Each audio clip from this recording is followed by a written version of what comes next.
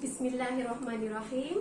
Assalamualaikum warahmatullahi ta'ala wabarakatuh dan salam sejahtera. Apa khabar murid-murid semua? Hari ini Alhamdulillah kita bertemu lagi dalam kelas teacher.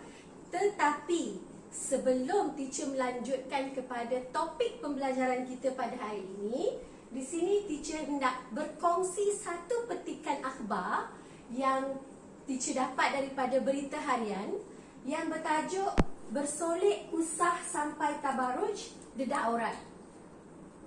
Kita nak belajar kimia, tapi teacher tunjukkan tentang bersolek usah sampai tabaruj.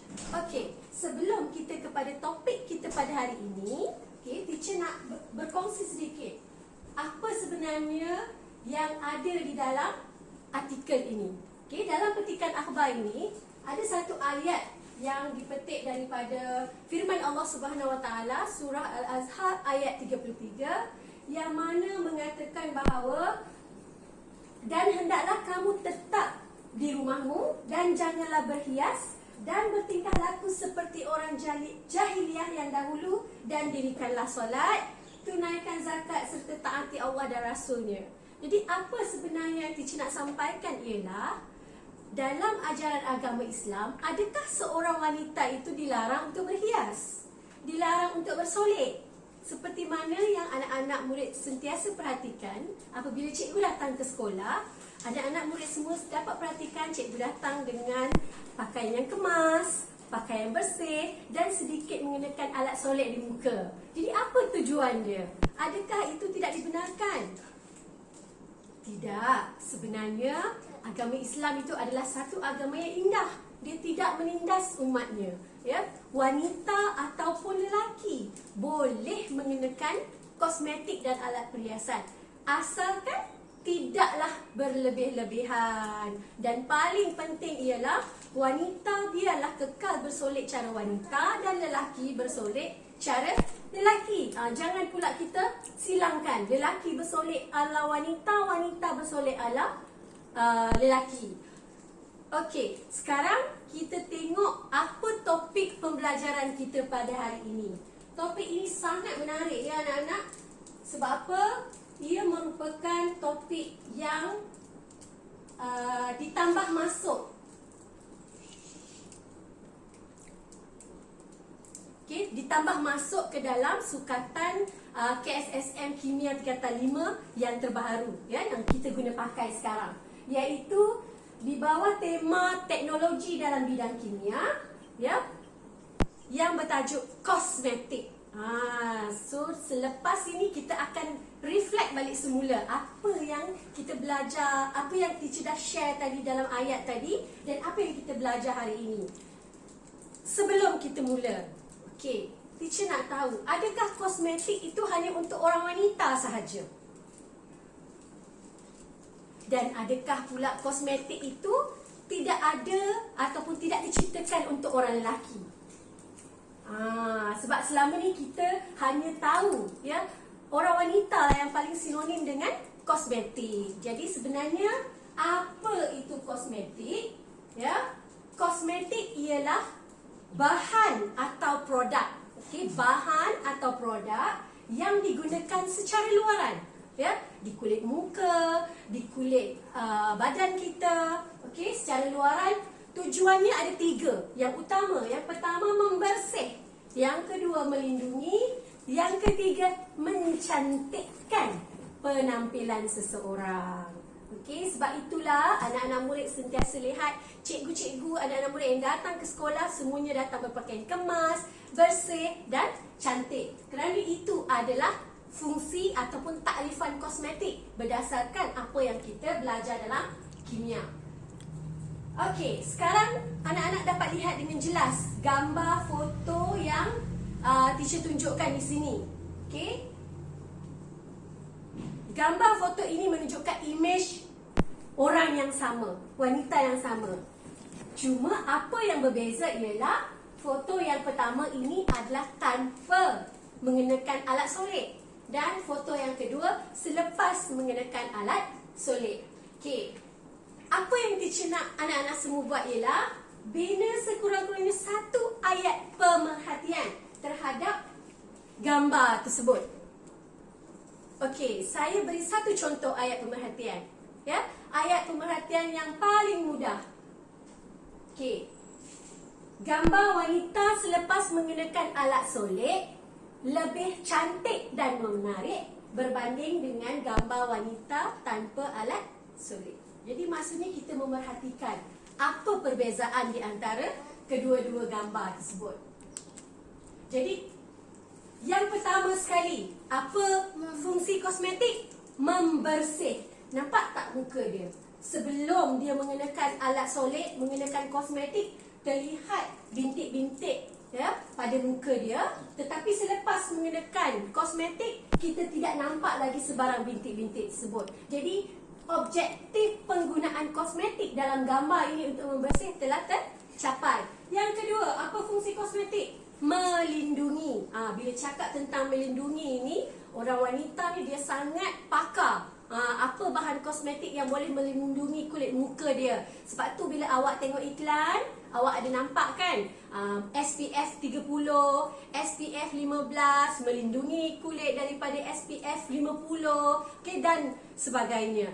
Jadi itu adalah salah satu tarikan ataupun bahan yang ditambah baik ke dalam kosmetik itu supaya dapat melindungi kulit manusia daripada sinaran UV yang boleh mendatangkan penyakit kepada kulit manusia. Dan yang ketiga, ni yang paling penting. Kenapa wanita suka memakai kosmetik? Kenapa lelaki juga memakai kosmetik? Kerana untuk mencantikkan. Seperti yang awak tengok teacher hari ini. Mencantikkan. Betul tak? Teacher cantik kan? Okey. Dan yang seterusnya, kosmetik sebenarnya ya telah digunakan sejak zaman dahulu lagi. Ya, sejak zaman Rasulullah, wanita sudah pun mula bersolek. Okey, kerana tujuannya adalah untuk menyerlahkan penampilan seseorang. Pelbagai jenis bahan dan ramuan ya yang dicampurkan ke dalam pembuatan bahan kosmetik. Inilah yang perlu kita pelajari. Ya, inilah yang perlu didedahkan kepada murid-murid semua supaya murid-murid semua menjadi pengguna yang alert, pengguna yang cakna terhadap apa sahaja barang kosmetik yang kita gunakan. Adakah ia selamat atau adakah ia sebaliknya mendatangkan kemudaratan pada kesihatan kita. Okey. Antara bahan-bahan asas yang terdapat dalam pembuatan satu produk atau bahan kosmetik adalah terdiri daripada bahan-bahan gabungan seperti air. Okey, kita dah belajar pun ya apa fungsi air. Air ini memang fungsinya sangat universal. Kita dah belajar dalam asid, dalam alkali, apa fungsi air. Dan sekali lagi kita lihat dalam kosmetik, air juga merupakan salah satu bahan asas yang digunakan dalam pembuatan kosmetik. Yang kedua, pengemulsi. Kita dah belajar pengemulsi, pemekat, pewarna ya dalam tajuk makanan ya. Dan akhir sekali, pengawet. Okey. Kemudian, kalau anda dapat lihat di sini, ya, anda boleh rujuk dalam buku teks masing-masing. Rajah 5.15, bahan-bahan asas kosmetik. Iaitu yang pertama, air. Apa fungsi air? Semua murid-murid sudah tentu dah tahu, iaitu sebagai pelarut dalam penghasilan kosmetik. Yang kedua, pewarna. Pewarna ini sangat penting ya, sebab kalau nak letak warna merah dekat mata, kita mestilah memerlukan warna merah. Kita nak perlukan warna biru letak dekat cat kuku ya, maka kita juga perlukan pewarna. Dan begitulah contoh-contoh yang lain ya. Dan contoh bahan kimia yang banyak digunakan sebagai bahan pewarna adalah ferrum 3 oksida. Dan yang seterusnya, pengawet. Kenapa nak letak pengawet dalam bahan kosmetik pula? Kenapa? Dia bukan makanan, bukan kita makan pun. Kita kena lihat kepada tempoh masa bahan tersebut boleh bertahan lama. Ya, sebab apa sahaja bahan atau produk yang dihasilkan, dia sudah tentu ada satu had tempoh hayat dia. Macam manusia jugalah, sampai masanya kita akan tak ada. Ya, begitu juga dengan bahan kosmetik. Dia perlu ada satu tempoh, ya, di mana supaya satu lipstick ke, ya, gincu bibir, satu bedak muka boleh bertahan sehingga setahun 2 tahun. Ya, penggunaan satu jangka masa yang lama. Jadi apa bahan pengawet yang biasa digunakan untuk memanjangkan hayat bahan kosmetik tersebut adalah paraben dan formaldehyde. Ya, kalau siapa yang tahu formaldehyde tu selalu jumpa kat mana? Ya, cuba cari, cuba baca lepas ni. Formaldehyde tu awak jumpa dekat mana? Awak selalu jumpa sebenarnya, cuma awak tak cari ambil tahu. Ya, saya nak awak ambil tahu formaldehyde. Cari dekat Google dia, formaldehyde apa dia. Kemudian pelembab. Ya, sebab pelembab ini fungsinya adalah untuk mengekalkan pelembapan bahan kosmetik. Contohnya seperti gliserin dan natrium lactate. Kalau orang lelaki ni, dia jaranglah nak tengok sangat bahan-bahan pelembab ini. Tapi kalau orang perempuan, dia tahu gliserin tu terdapat di mana. Yang awak selalu sapu dekat bibir tu. Apa dia dalam botol 4 segi tu? Apa nama dia? Ya, itu adalah gliserin.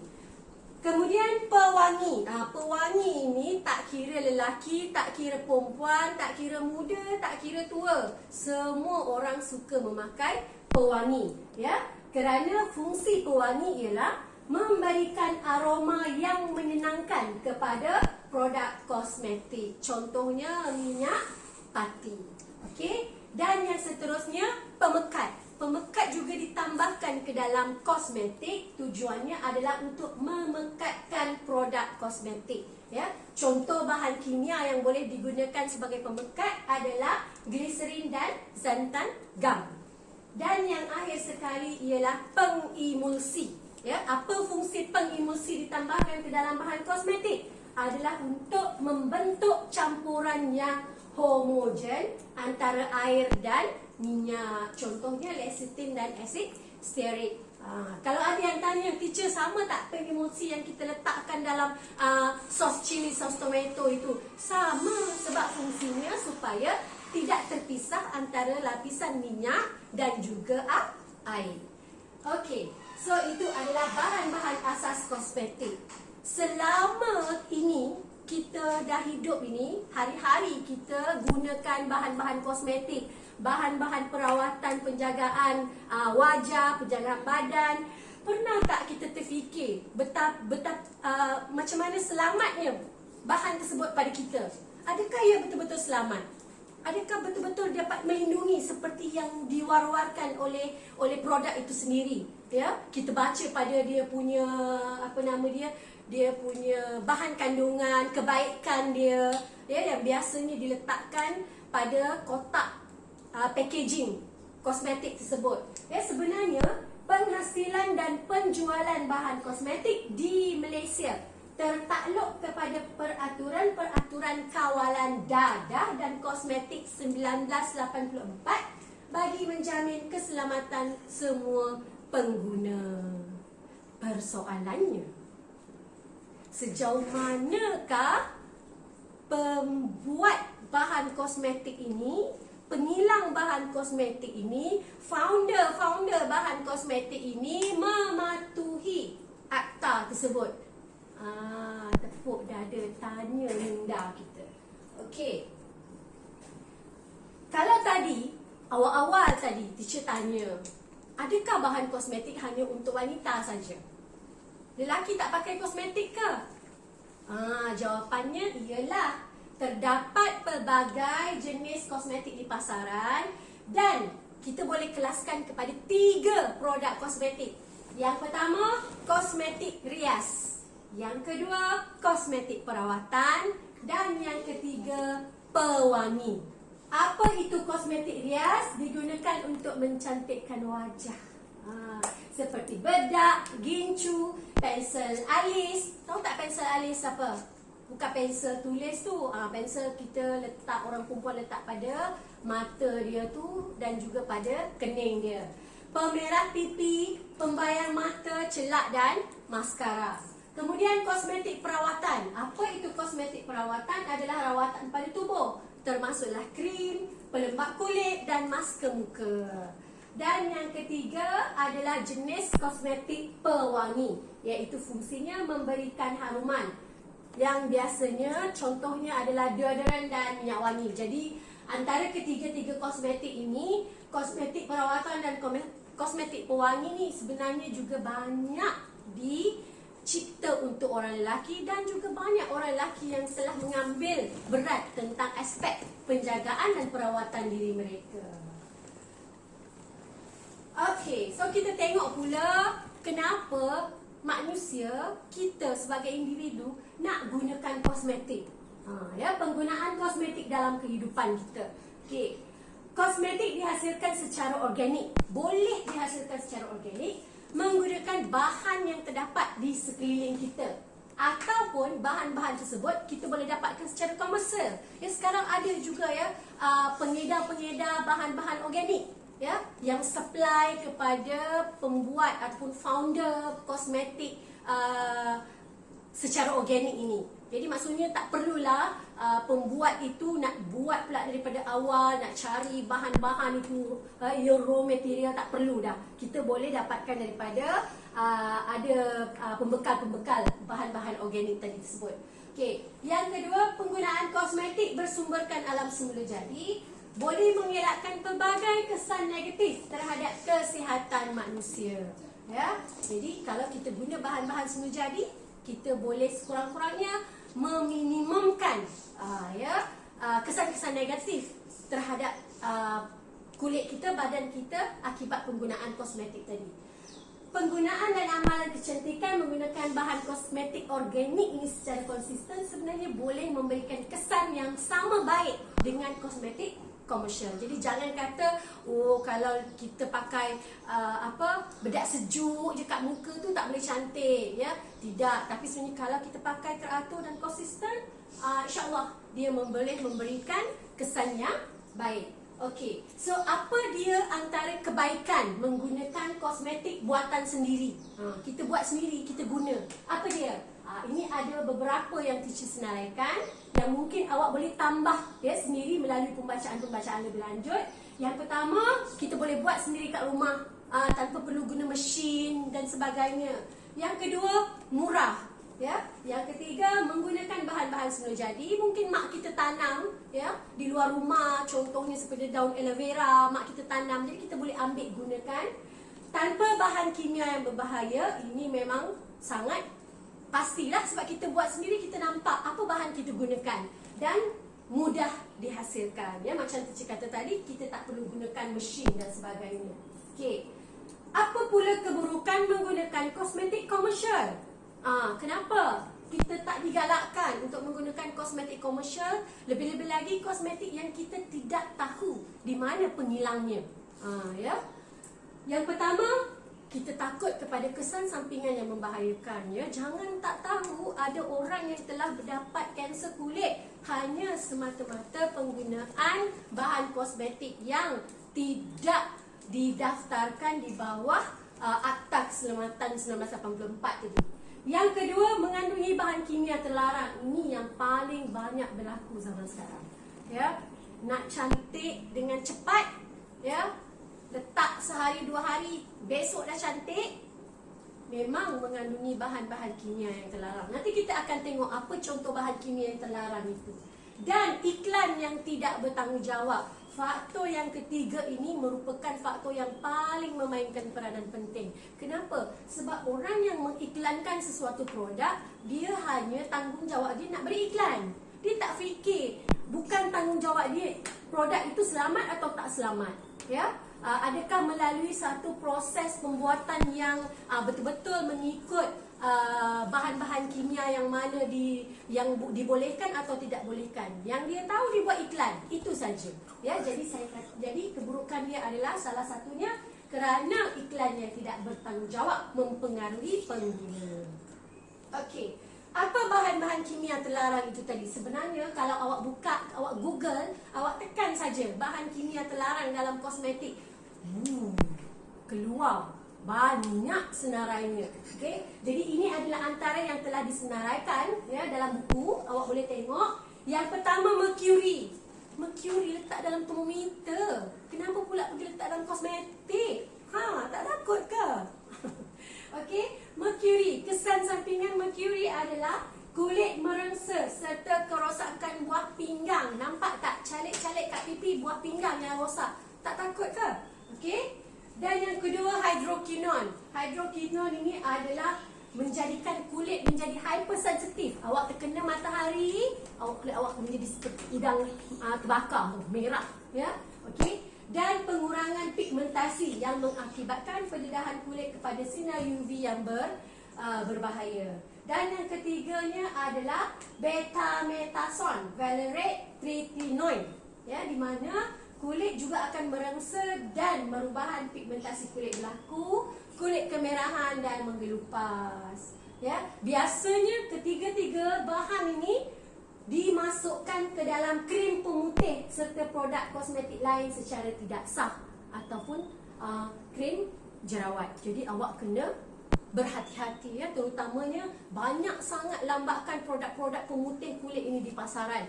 Ada yang kemam-kemam, ada yang telan, ada yang conceal macam tu saja. Macam-macam pengaruh iklan. Jadi selepas awak dah mempelajari, dah tahu, dah didedahkan tentang kesan-kesan penggunaan kosmetik yang menggunakan bahan kimia terlarang itu, harapnya memberi kesedaran kepada kita sebagai pengguna. Okey, so setakat itu sahaja penerangan teacher tentang bahan kosmetik itu tadi. Yes, kalau kita reflect balik semula, apa fungsi bahan kosmetik? Melindungi, membersih dan juga mencantikkan. Dan kalau kita kaitkan pula dengan apa yang teacher tunjukkan awal-awal tadi tentang ayat larangan Allah Subhanahu Wa Taala dalam Al-Quran itu tadi, sebenarnya menjaga kebersihan diri juga adalah satu cabang iman. Ya, orang Islam digalakkan membersihkan diri, menjaga kebersihan, berpakaian kemas, cantik dan menarik, tetapi tidaklah berlebih-lebihan. Ya, okey. Dan tugasan ini, sebab saya tahu semua orang suka dengan kosmetik, semua orang nak nampak cantik. Jadi teacher bagi satu tugasan yang mudah, iaitu anda kena hasilkan satu produk kosmetik rias. Awak pilih sama ada jenis kosmetik rias, jenis kosmetik perawatan ataupun jenis pewangi yang hanya menggunakan bahan-bahan alami yang anda boleh dapati di rumah, ya, dengan mudah. Contohnya apa? Halia ke, kunyit ke, serai wangi ke, apa lagi? Pegaga dan sebagainya, macam-macam ya. Kelapa darah, minyak kelapa, macam-macam awak boleh gunakan ya. Anda pastikan kena cari sumber maklumat, buat pembacaan yang lebih mendalam ya, daripada sumber-sumber yang sah. Ya, kalau boleh selepas awak dapatkan apa bahan-bahan yang awak nak gunakan tu, awak rujuk dulu dengan saya pun boleh, ataupun boleh rujuk dengan orang-orang yang lebih pakar ya, mungkin ada di kalangan ahli keluarga atau rakan-rakan ibu bapa anda yang sebenarnya memang kepakaran dalam bidang pembuatan bahan kosmetik ni. Okey, dan yang seterusnya, pastikan awak tuliskan prosedur awak prosedur menghasilkan bahan kosmetik itu tadi, termasuklah langkah berjaga-jaga sekiranya ada. Teacher ingatkan, tolong jangan pilih prosedur yang melibatkan step-step yang membahayakan anda. Jangan, elakkan, tukar kepada step yang lebih mudah ya, cari produk lain yang lebih mudah. Dan akhir sekali, menggunakan kreativiti anda. Ya, saya tahu semua kamu ini pandai buat video, pandai buat TikTok dan sebagainya. Jadi saya nak, inilah peluang awak menjadi founder kosmetik organik yang selamat. Dan gunakan kreativiti anda untuk iklankan produk anda itu tadi. Ya, awak sama ada awak nak gunakan dekat anda paparkan dekat Facebook ke, dekat YouTube ke, atau dekat akaun TikTok anda, tak ada masalah untuk saya. Ya, so buatlah yang sebaik mungkin. Siapa tahu mungkin ini jadi salah satu punca anda menjadi satu founder kosmetik. Mungkin menjadi pengganti bakal jutawan seperti Dato' Alif Shukri Telajak Laris. Okey, itu saja. Teacher harap semua orang faham, dan sekiranya ada apa-apa persoalan, pertanyaan, sama ada tentang tugasan apapun topik hari ini, boleh bertanya kepada saya. So, setakat itu, Assalamualaikum. Terima kasih. Jumpa lagi.